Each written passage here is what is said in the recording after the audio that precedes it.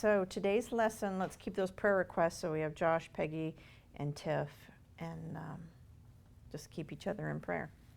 Today's lesson is actually from, I had it ready for last week, and the Lord didn't end up changing it this week, so it's called Love with No Strings Attached. So not a funny, anything funny about it, but seriously, a very real topic that, well, anyway.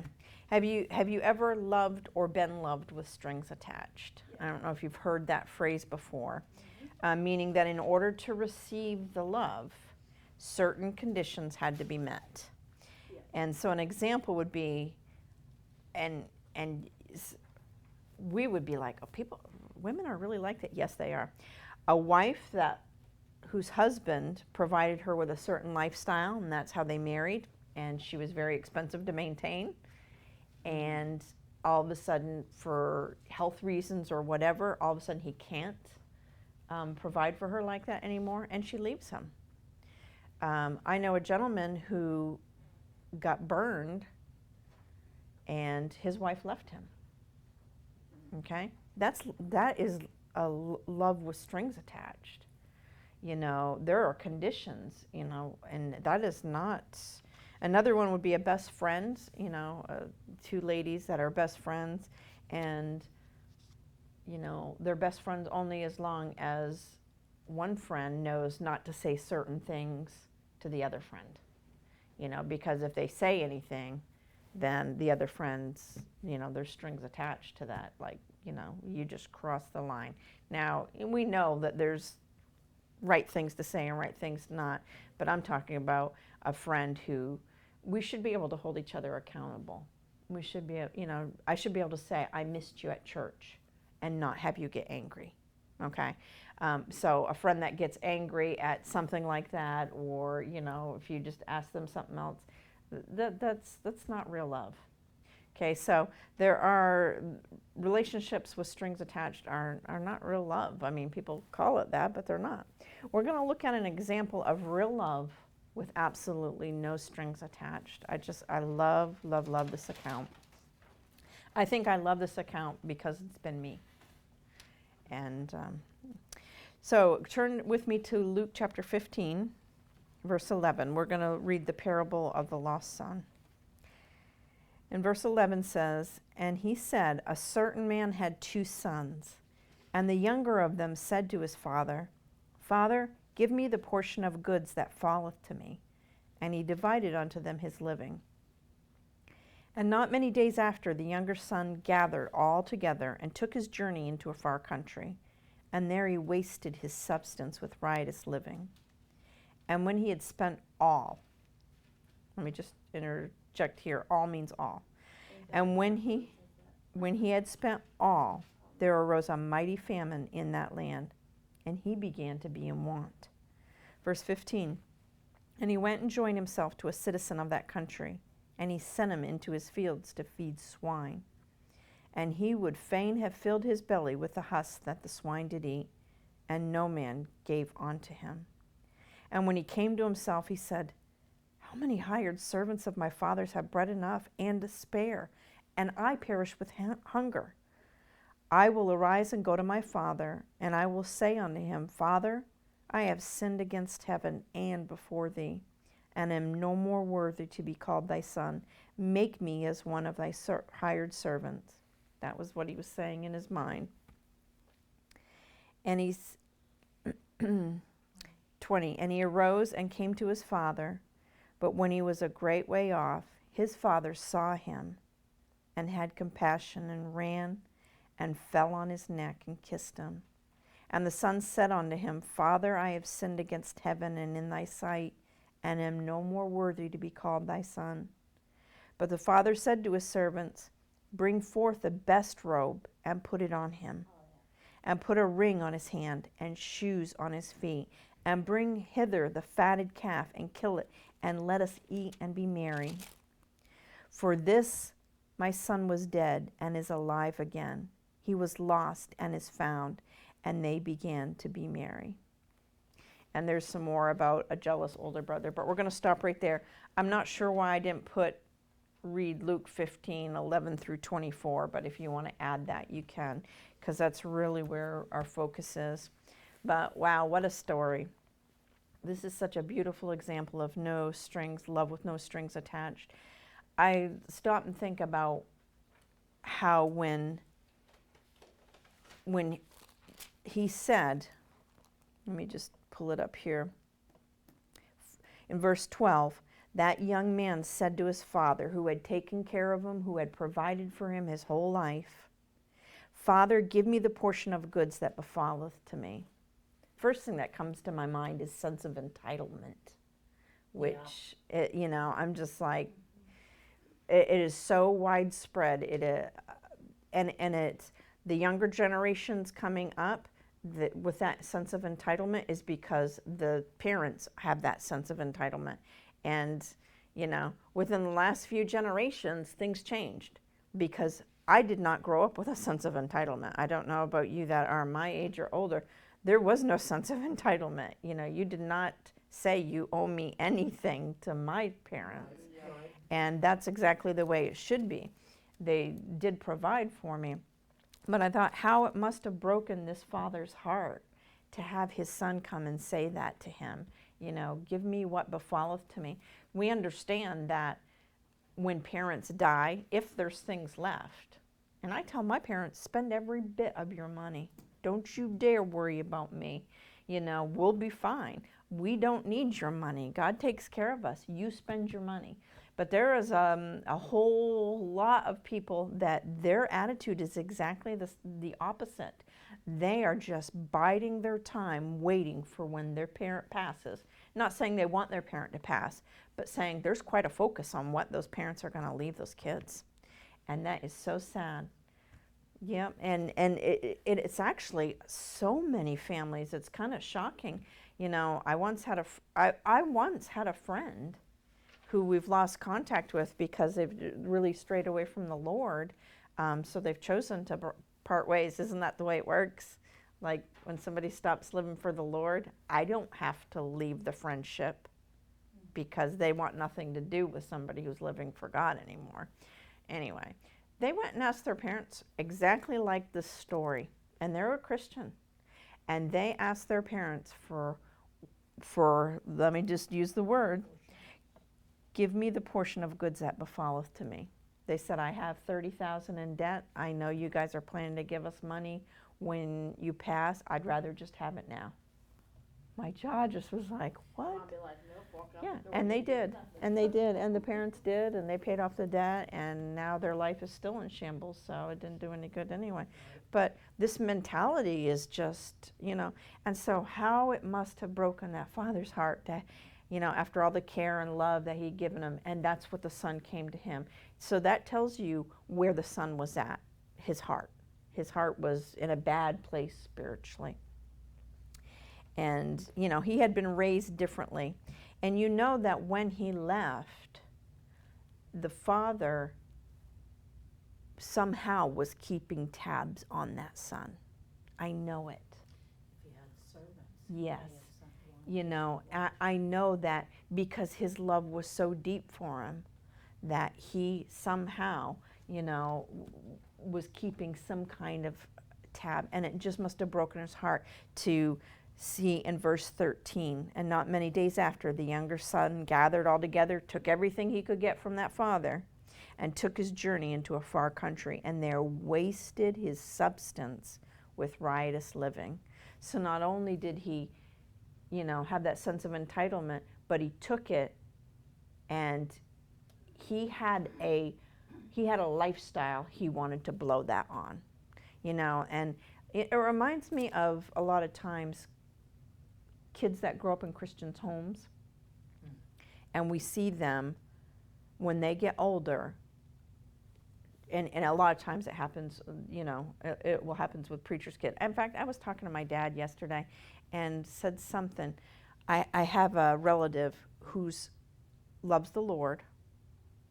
I mean, her and her husband love the Lord, serve the Lord, and their son, teenage son, all of a sudden turned them into DHS. or CPA or whatever it is they're calling it. What I can't remember, but Department of Human Services basically is what I'm saying for abuse. Okay, man, we would have been taken, you know. But it's just it's the way that and I feel so bad. I feel so bad for my cousin and their spouse. But I feel really bad for that young man that has to live with that decision.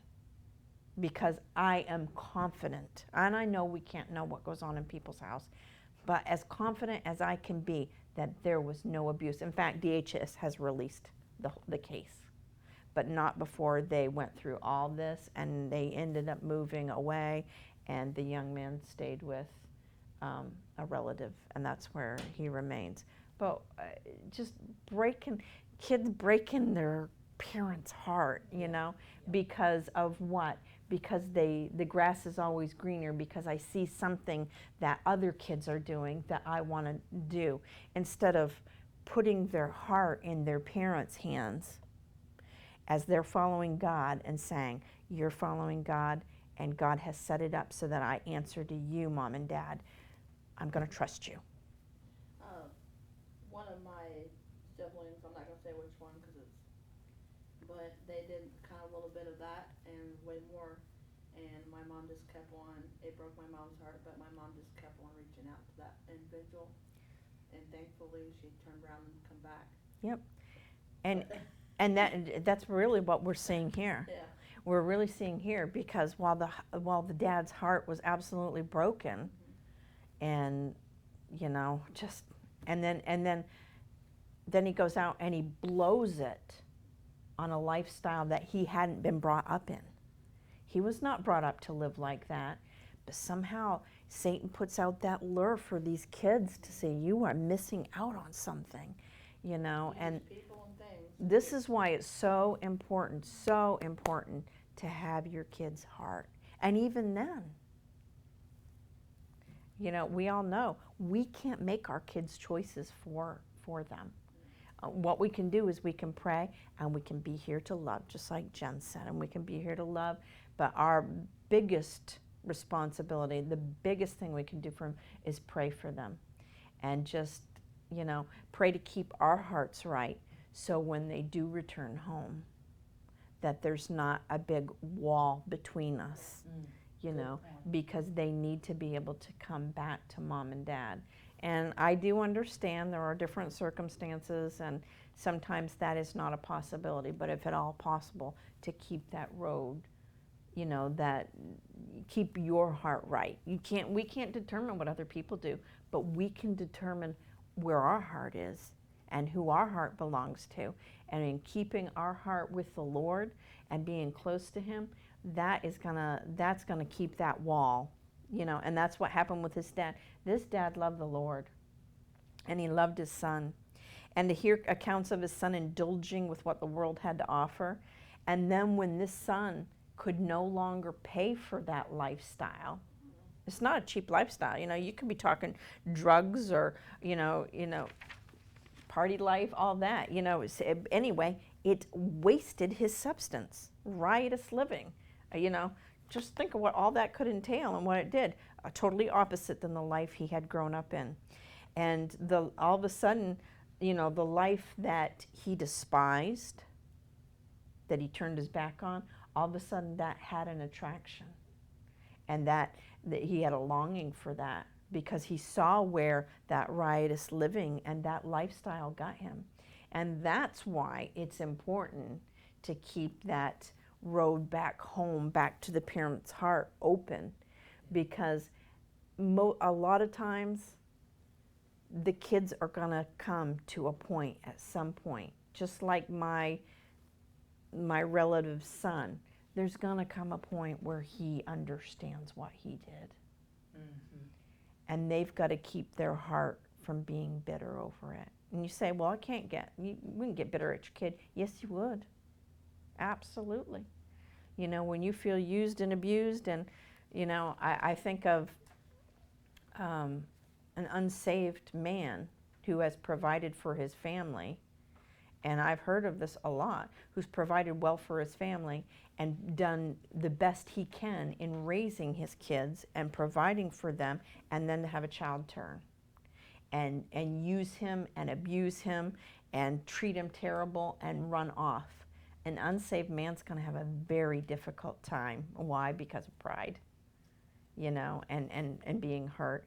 And Christian men and women have pride too, but when we're walking close with the Lord, that's not the same issue.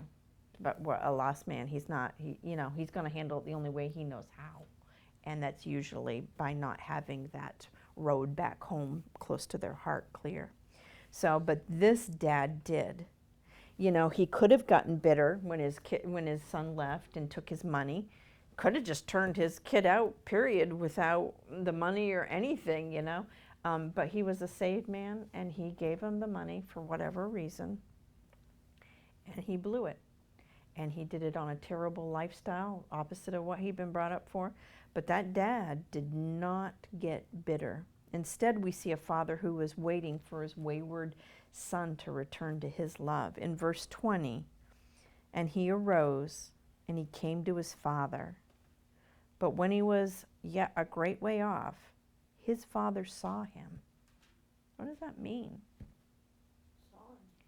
It means his dad was looking for him. His dad was looking for him. After all that, after that terrible treatment, after I'm sure he felt used, you know, what on earth? What did I do wrong? And we're not perfect. We tried our hardest to raise our kids for the Lord and to do right. We messed up. We did, you know.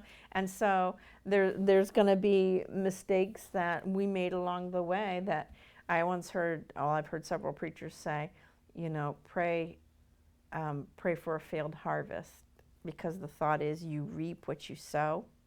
So when you reap bad choices in parenting, there's going to come a day when you're going to sow those bad choices, and you're going to see it in your kids. But God knows too, you know, so the pastor used to just say, pray for a failed harvest on that one, you know. But it's hard. And we see this dad waiting for his son.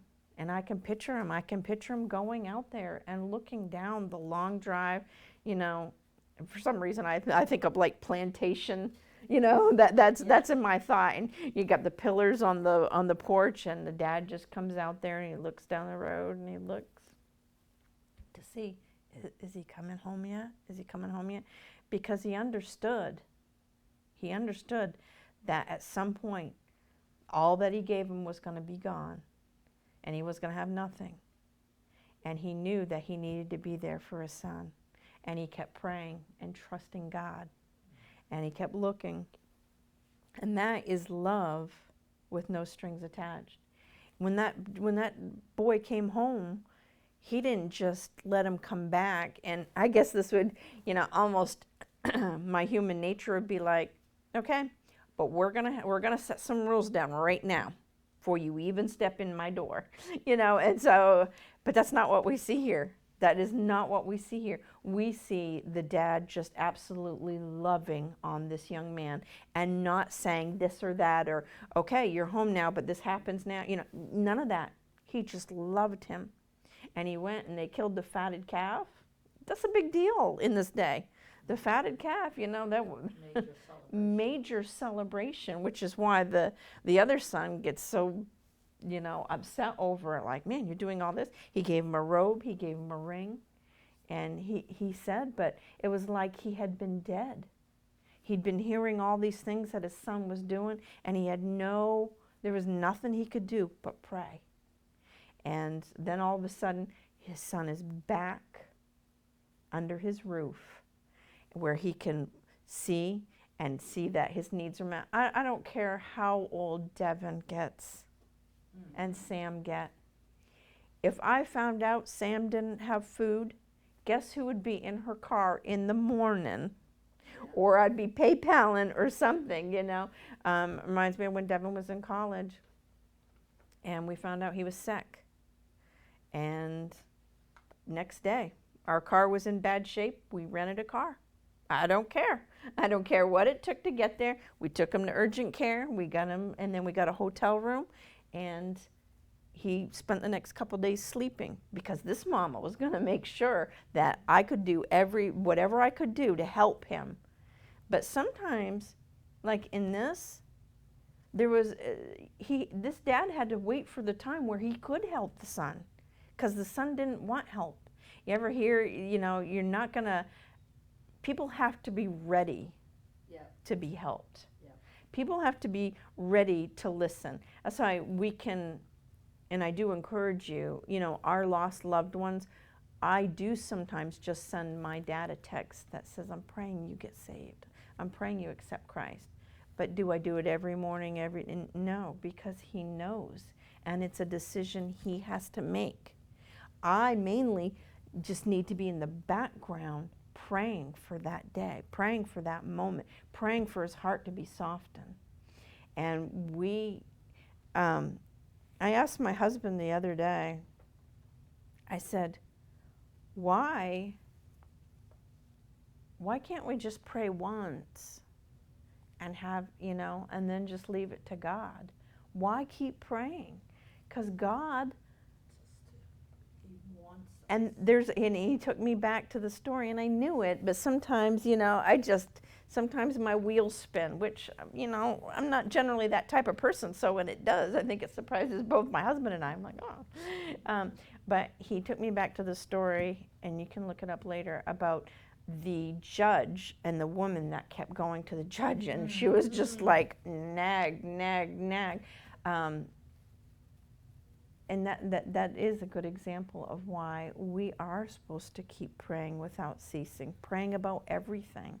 And that is our biggest part in restoring relationships and having people come back to the Lord, is that we have to be praying to the only one that can fix problems, the only one that can, this dad, there was nothing he could do. I'm sure he tried to talk some sense into his son when he was doing this and saying, you're not gonna like it. There was a show years ago, and the son was in high school and decided he wanted to get his own place because he was really tired of his parents, and not really in a disrespectful way, but he just was like, I need some space, I need some privacy and stuff. And so his brother had his own place, and his roommate had just moved out. His brother was in college. And so he said, well, you can come move in with me. So the mom's like, no! And the dad's like, no, just let's let him. He had to go get a job, and then go to school, and then keep the apartment. And then all of a sudden, what was so attractive and looked so great, all of a sudden he's like, I just want to go home. Yeah, I want to go home. I want to eat. My mom's cooking, and I want the house to be clean, because the bachelor pad was looking really rough, And so this dad, I'm sure he told his son, you don't want to do this. This is not a good decision. There have been times in particularly Devin's life where it was, this is not a good idea, Devin, but you're an adult man. And you have to make your decisions, you and God. You have to answer to God. And that's one wonderful thing about when he got married to Kristen. There's a transferring of this mom worrying and being concerned, so Kristen gets it, but it's different too when you're married. I don't know if you moms know what I'm saying. Yep. But it just really was. But anyway, so this dad, he killed the fatted calf. He loved on him, but he had been just waiting for that day when he would come home, and preparing his own heart and keeping close to God, so that when his son came, he would be able to love on him, to hold onto his neck and just love him, and not have the bitterness from the way he had been treated. And that took him walking with God. So I believe that father, he would have continued to go out there on that porch and look every day until that son came home. And because he had love with no strings attached. So we're going to look at a few other examples of love with no strings attached. But to me, that story there, that is the best example besides Jesus. Besides that example. But the best example that I can give you of love with no strings attached. The dad had been treated badly. He'd done for his child. He'd raised him, he'd loved him, he'd taught him, he provided for him, and the boy turned on him. But he loved God enough, and he loved his son enough that he prayed and kept a close relationship with God. So when he came home, there was no, okay, you can come home, but this, and this. No, he just loved him. And that says so much. So one of the other examples of love with no strings attached is Ruth and Naomi. Let's go to Ruth 1:16.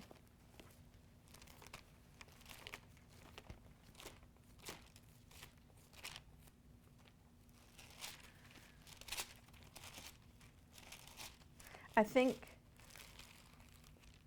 this hits home with a lot of us. And I think especially with the day and age we live in, I mean, it's always been an issue since Bible times, but I really think that it's just kids have no respect for their parents anymore. It is so sad and heartbreaking, but it's also on the parents too, because of the way these kids are being raised and the mentality that they're growing up with. You know, I take the job as mom very seriously. And if Devin and Kristen and Corey and Sam drop the ball with Jesus, and I pray to God they don't, but if they do, this mom and Grampy, you want to make sure, as much as we're allowed, we will be there to point him to Christ, point those boys to Christ. And that is what we need to be doing, and we need to take it very, very seriously. Ruth and Naomi. You guys know Ruth is one of my favorite books. Ruth and Esther, I just love. Who would like to read Ruth 1:16? Go ahead, Tiff. And Ruth said, Entreat me not to leave thee, or to return from following after thee. For whither thou goest, I will go, and where thou lodgest, I will lodge. Thy people shall be my people, and thy God my God. I did a lesson, I can't remember the name on it. Naomi did wrong by Ruth. That's the way I see that. She was so grief-stricken that she let that cloud her judgment, and she pointed Ruth and Orpah, I think that's how you say her name, Orpah, back to their parents. Their parents served pagan gods. Naomi had the truth, but she was so grief-stricken from the death of her husband and 2 kids, and they had nothing, you know, and she's just like, just go back to the world, is basically what she was saying. And Ruth loved Naomi with no strings attached. She said, no, I'm going to follow you. And why could she do that? Because she was walking close to God. And so that's how she could love with no strings attached. We cannot love people with no strings attached if we're not walking close to God, because our sinful nature is just like, you want to treat me bad? All right. Don't expect anything from me, you know, and expect the sharp side of my tongue. And definitely don't expect to get anything from me. That's our human nature. That's exactly how Satan wants us to feel when people do us wrong. But we need to act totally opposite from that. We need to be able to love people that hurt us with no strings attached. It does not mean that we become a doormat for people to use and abuse. That is not what I'm saying. But I'm saying we need to love with no strings attached, no conditions. My husband loves me with no strings attached. And it's been that way over the years, and he showed me so many times that it doesn't matter. In my eyes, when I've been a really bad wife, he has loved me through it. no strings attached. Not even a guarantee that he's going to get love back. We've been through some rocky spots in our marriage, and he has loved me through it. And that is love with no strings attached. And what did that do? In turn, that has made me love him and appreciate him all the more. And so, oh, sorry. All right. It's So, okay I too. well, to cry. I'm gonna get a tissue because all I need is my inexpensive mascara running. But we see here Ruth. Naomi was offering Ruth nothing. In fact, she didn't even want her to come. She didn't even, she's trying to send her back, but Ruth loved her with no strings attached. Such a great example. And then let's quickly turn to Luke 10. And I know. Was that my hubby? I have no idea. Just seen a hand. Just in my head. Luke chapter 10.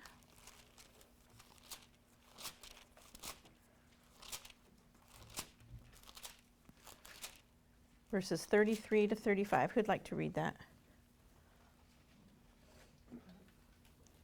Go But ahead. a certain Samaritan, as he journeyed, came where he was, and when he saw him, he had compassion on him. And when he went and bound up his wounds, and pouring in oil and wine, and set him on his own beast, and brought him to an inn, and took care of him. And on the morrow, when he departed, he took out 2 pence, and gave them to the host, and said unto him, Take care of him, and whatsoever thou spendest more, when I come again, I will repay thee.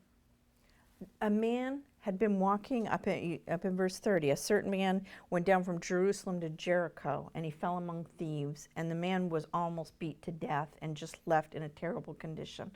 A Levite passed him by, someone who should have stopped. He didn't stop. He just looked at him and he walked on, and he left him there like that. But then we see this Samaritan, and what was said about the Samaritans? Yeah, they were looked down on in this time. But here, what a beautiful example of a Samaritan that stopped, and he loved on this man with no strings attached. And he said, that guy wasn't going to be able to do nothing for him. In fact, he had to leave him in the care of the innkeeper, and he said, and I'll pay whatever this, when I come back through. But he, for whatever reason, he couldn't stay, but he made sure he was cared for. That is love with absolutely no strings attached to it. Because he was not going to receive anything for that, but he had compassion. He looked on the man hurting, and he had compassion, and he had love. And there was no conditions attached to it. Both great examples of love with no strings attached. But the greatest example of unconditional love, unconditional, absolutely no conditional, is our Lord Jesus Christ. I think how sad I must make him sometimes. He's done so much for me. And yet I still struggle with reading my Bible, really? I still struggle with prayer, really? I struggle with coming to church sometimes, really? Yeah. And I understand human flesh, but man, does it make me sad, because I know it must break his heart. But I know even in those times where I've completely turned away from God, I know he's just like that father that was doing this, waiting for Julie to come to her senses and to understand what you think looks better over there at another church or another group of people or another living situation, whatever this case may be. We once had a family come here, and they said, we're not going to stay because there's too much work to be done here. Oh, my heart broke. Oh, yeah. But you just have to keep moving forward for God, no matter what happens. And understanding that in the moments where I'm just like, I'm not doing this anymore, that God is just still like this. Just waiting for me to come to my senses and say, I'm going to love you. He doesn't stop loving us. And John 15:13, we won't, for sake of time, we won't turn. but it's there on our paper. It says, "Greater love hath no man than this, that a man lay down his life for his friends." I think it's an easy thing to say. I've told you before, I have such a hard time emotionally listening, because I do a lot of listening on my Bible app and following along, listening to the crucifixion story. I feel like I have to be emotionally ready. You know, it's not just something I can all of a sudden turn on my app and there's the crucifixion story. Because what a sacrifice. All that the Lord Jesus went through for me, who's so unfaithful to him and doesn't love him anywhere near like I should and has turned my back on him. And I just, wow. I'm telling you, greater love hath no man than this, that a man lay down his life for his friend. John 3:16, which most of us could quote this. "For God so loved the world that he gave his only begotten Son, that whosoever believeth in him should not perish, but have everlasting life." That is love with no strings attached. And God is just, everybody that will come to him, that's what he wants. He's just waiting. He is, you know, he's just such a good father.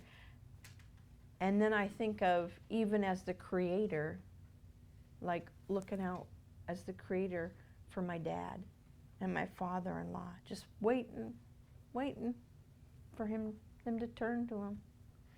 And I just keep praying for that day. But we need to love people with no strings attached. We need to make sure we're not ever having the mentality, what can I get from this relationship? I'm gonna say Go something ahead, real Jen. quick. People know that's the difference when you just say, well, I'm your friend one day, and then you don't give me this, so then they notice the difference about you. Yeah. Like when you're saved and you're not saved, they notice the difference. Like as far as me, I'm not trying to boast myself, but I have more patience with Nick than I used to have with Nick. My mouth just doesn't run when I think I'm right. You know, I mean, just There should be a there difference. should be, and people notice that, and I think it's another way of pointing them to Christ, because if we reacted badly or did things we shouldn't be doing. And what does that take? That takes having a close relationship with God in order to love with no strings attached. That dad would not be able to have reacted, but he the whole time that he's looking out was walking close to God, and God was preparing his heart for that moment when he would actually see his son who had asked for his inheritance and then wasted it, probably said terrible things to his dad, lived contrary to the way he'd been raised.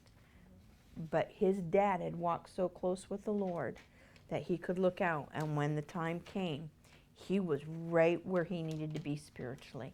That's what I want to be. I want to be right where I need to be spiritually, walking close to God, so that I can love people unconditionally, no strings attached. With God's eyes, and being ready to, with that understanding, forgiveness. Forgive, yeah. Let go. Don't, Yeah. don't hold on. You know, yeah, because there had to be such an amount of forgiveness there. But I always think to myself, God has forgiven us so much. How do I ever hold anything against anybody? How can I ever do that? Even something little or something huge. We are in no position when we accept that gift of salvation and God wipes away all the sin from my past, all the sin from my present, and all the sin from my future, and lets me go to heaven. How do I ever not forgive somebody? And you know what? Someone will say, well, forgiveness is only for, is for the asking. Well, sometimes you just have to forgive anyway. Yeah. Without somebody asking, because otherwise that wall builds up. And then when they do come to their senses and they do understand the grass isn't greener and they come back, there's not a wall of bitterness to get through. Because sometimes that wall never breaks down because it's been built so thick. All right, we're going to say goodbye to our online friends. Thank you.